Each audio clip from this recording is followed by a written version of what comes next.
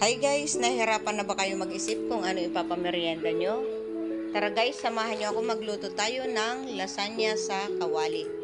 Sa kawali lamang po, pero saksakan ng sarap. Talo ang Greenwich. Joke.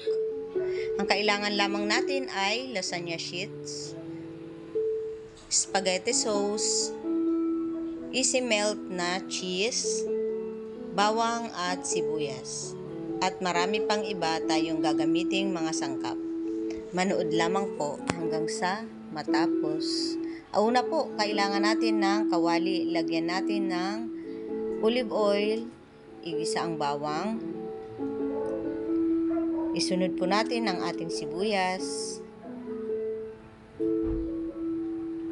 Ilagay na rin po natin ang ating 1/4 kilo na ground pork.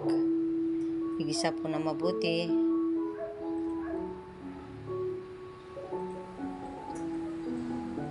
Yan guys, haluin nyo lang po mabuti. At lagyan po natin ng kalahating pork cubes para magkaroon naman po ng kunting lasa. Takpan po natin hanggang sa medyo maluto ang ating pork. Ayan, medyo luto na yan guys. Kaya ilalagay na natin ang ating tomato sauce. Para manuot ang tomato sauce sa ating ground pork. Yan, lagyan na rin natin ng tubig. Linagay ko lang po sa pack ng spaghetti sauce ang tubig kasi may mga natira pang tomatoes ay spaghetti sauce doon, sayang naman. Lagyan ng asin, paminta, haluin mabuti baka magbuo-buo ang ating paminta. Tsaka natin ilagay ang ating lasagna sheets. Ayan po, ganyan lang po kabilis. Yan. Kayo na guys ang magtansya kung gaano karaming tubig ang ilalagay nyo. Kasi minsan po, mabilis na sumipsip ng tubig ang lasagna sheets. Dagdagan nyo na lang po hanggang sa maluto ang lasagna sheets. Ayan. Ayan guys, takpan natin hanggang sa maluto. Ayan. After 40 minutes yan guys, sa mahinang apoy ko lang kasi linuto kaya inabot ng 40 minutes. Ayan, luto na po yan. Sit aside po muna natin at magluto tayo ng ating toppings na creamy sauce. Ayan, sa isang kawali maglagay tayo ng butter. Yan, maglagay tayo ng 3 kutsarang harina. Yan. At lagyan din natin ng fresh milk. Yan. Unti-unti nyo lang pong ilagay ang fresh milk. Para habang dinudurog nyo kasi nagbubuo-buo yung harina. Ayan, maglagay tayo ng kunting easy melt na cheese. Kaya hindi ko na ginadgad guys kasi easy melt naman siya. Yan, mabilis lang, ganyan lang.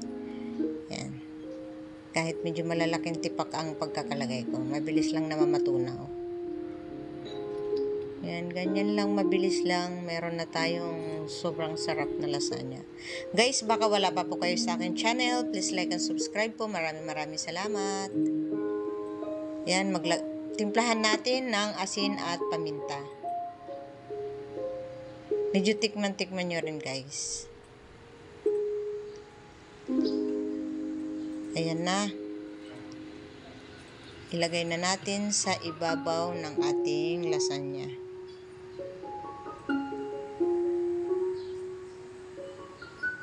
Buhos nyo lang po.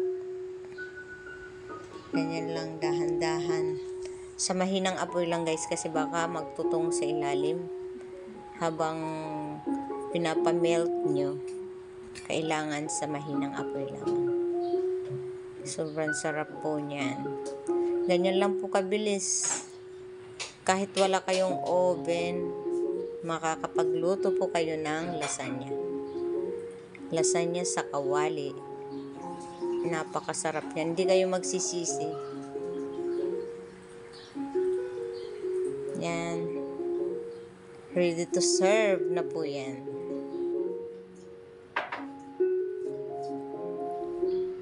Enjoy eating, guys. Thank you.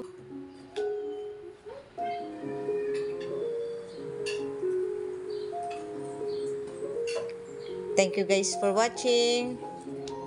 Please don't forget to like, share, comment, and subscribe po. Maraming salamat. God bless everyone. Gawin nyo na po. Tiyak akong magugustuhan yan ng ating mga anakis. Maraming salamat.